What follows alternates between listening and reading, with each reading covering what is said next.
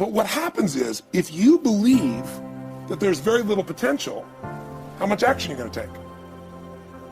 Nothing, little. And when you take little potential with a little action, what kind of results do you get? Lousy little results. And when you get little results, what does that do to your belief? You go, see, I told you this was a waste of time, told you this wouldn't work. And then what happens? You tap even less potential, you take even less action, you get even worse results, and your belief gets even weaker. And this sucker feeds on itself until you are in a downward spiral. It's poisonous. It's poisonous and it's self-fulfilling. Now, what if something could happen that could come along and fill you with a sense of absolute certainty? Not like I believe, but where you know. In you guys' case, mine as well, we knew because we had to. Because we burned the boats. There was no other option. We had to find a way. We weren't going to live that way. We all did it in different ways and for different reasons, but in essence, that was it. If you get yourself in a state of certainty that this is going to work, I'm going to find the way, and if this doesn't work, I will make the way, then you tap a lot more potential.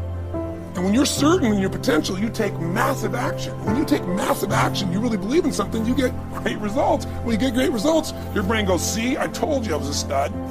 I told you this thing would work out. Now you're even stronger. You tap more potential, take greater action, greater results. That's how you went from $300 in a week to $2,500 in 5 days to $100,000 in a month to $1 million in a day. Same thing with you. And we get momentum. That's why the rich get richer and the poor get poorer. Think about planning as creating. Whenever I think about planning, I'm creating something. And you create things with both your vision and your language, and then your action.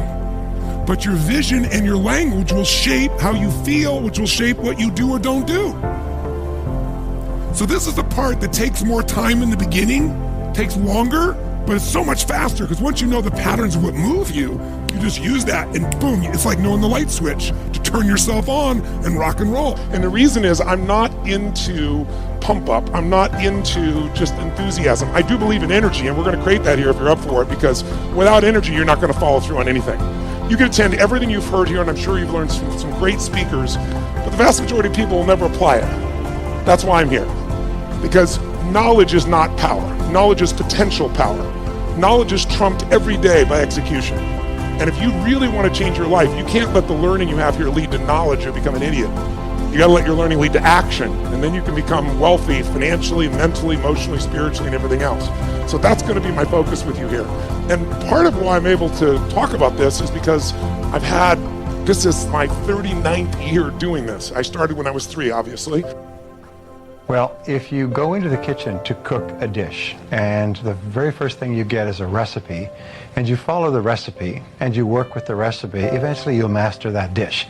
Once you've mastered it and made it a few times, you can make the dish over and over again, and you'll remember the recipe. You don't have to keep going back to the recipe book.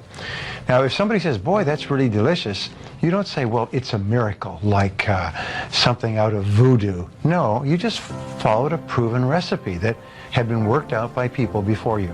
And that's basically the secret of success. If you want to be successful in starting a business, then you study what people have learned, and everything that people have learned they've written down or shared in seminars or put onto audio programs is I learned this from a very wise man named Kopmeyer, who spent more than 50 years studying success. And he had developed more than 1,000 success principles that he had derived out of something like 6,000 books. And when I met him, I asked him the question you would ask. Of all these 1,000 principles, because I had studied it all, which is the most important principle of all? And he said, Brian, he said, it's simple. He said, use proven success methods. He said, learn from the experts. He said, Brian, you'll never live long enough to learn it all for yourself. So what I find is that successful people are those who learn from others who've gone before them. Unsuccessful people try to make it all up, like a cook going into the kitchen, taking ingredients out of the cupboards, throwing them all in a bowl, and wondering why it doesn't taste good. This is why people's sales careers, why 80% of salespeople are functioning well below their potential. Only 20% make all the money. Why 20% of businesses in any industry make all the profits.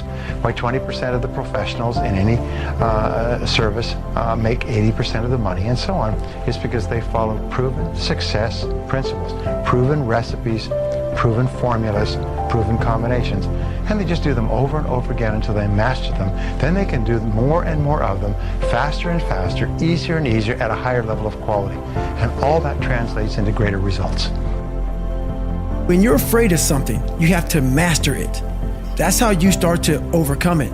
So what I realized, when I get to that point where I want to quit, everybody, they get to the point where they want to quit. This is what happens.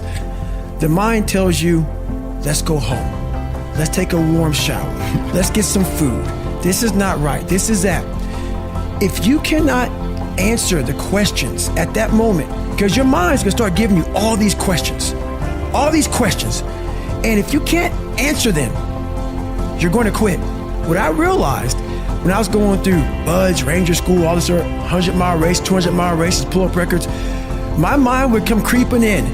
Like when I was doing 4,030 pull-ups at 2,000 pull-ups and my hands were ripped open, my mind said, look, brother, we've done all these other things. You've proven yourself. You're good. If I didn't have the answer to respond to my mind and say why I'm here, why I'm doing this, you will always lose that fight. You have to have the response to what your mind is going to tell you. And another thing about that is self-talk. A lot of people have like these big four on mental toughness. All that's just crap about self-talk, visualization. It's true. But the thing about self-talk and all these things, they ask me, what do you think about when you're on mile 100 of a 205-mile run? What are you thinking about when you realize you've run for 24 hours and you have 24 more hours to run and you have another 105 miles? What goes through your mind? What do you say to yourself? I want to know. A lot of people think self-talk works. It does, but it doesn't work without the suffering before your mind starts saying we need self-talk. So what I tell myself is I go back to the months and years of preparation to get to that day. And I'm telling myself, the 3:30 in the morning, and I'm looking at my shoes and I want to go out there and run 30 miles. I have to, in that second, in that moment of this self-talk, my mind saying, you got to find more, you got to find more. I once again calm down, go back into my mind, in my cookie jar, I call it, and I have to reflect back on the shit I did to get here. And that becomes my self-talk. Self-talk does not work unless it is real. Most of us lie to ourselves in the self-talk. It doesn't work. It has to be real. It has to be something that you've done to make it really work. The easiest thing I've done was to get out from under the labels and to live the life that I live. The most difficult thing I've ever done was to believe that I can do it. What's the difference? The difference is that when you don't know what's impacting you, and it's something that's holding you down and you're not aware of it. The great anthropologist Margaret Mead was in a restaurant in London, and a guy was serving her and said,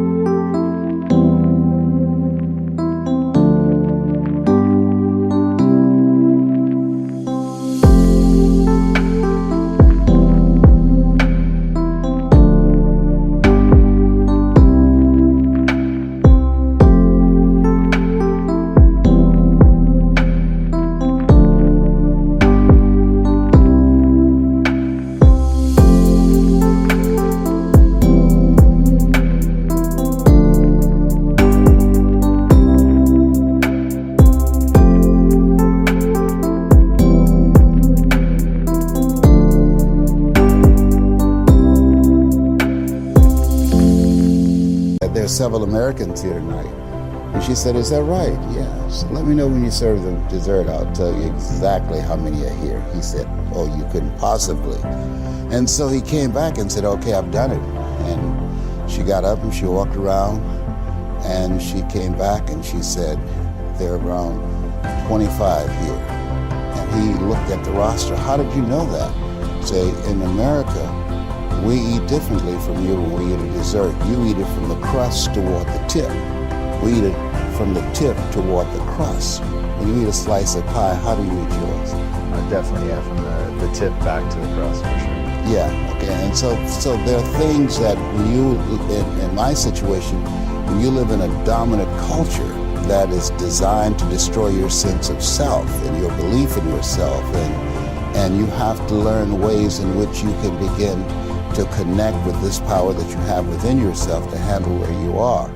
The key is to be constantly in a perpetual process of discovering the truth of who you are and fighting constantly to look for ways in which you can escape the inner conversation. I speak to audiences around the world, and I train speakers as well, and I tell them that when you speak, that there's an objective that you want to achieve when you speak to an audience, because how people live their lives is a result of the story they believe about themselves. So you as a speaker, when you speak in this program, when people see you, what you do is distract, dispute, and inspire.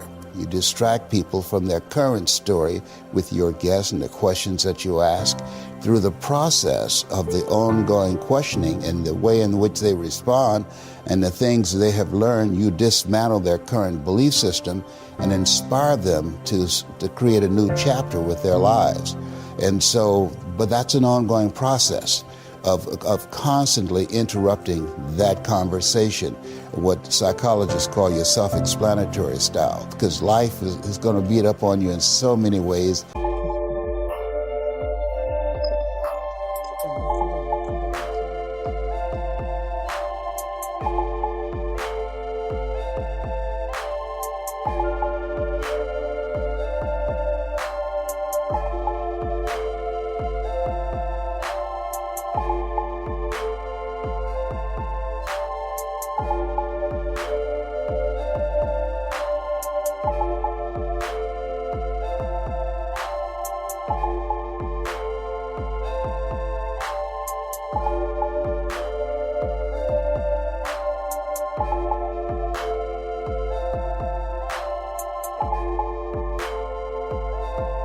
And many things, they come back, negative thoughts and how you feel about yourself, they don't die.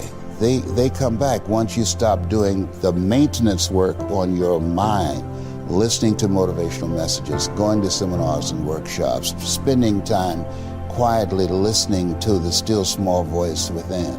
Who am I really? Is this really me? Am I giving my best? Am I just reflecting what's around me? Because all of these various things affect how we show up in life. And so having a strategy to continuously find ourselves reaching higher. Robert Schuller had a book, it's not very popular, but I loved it.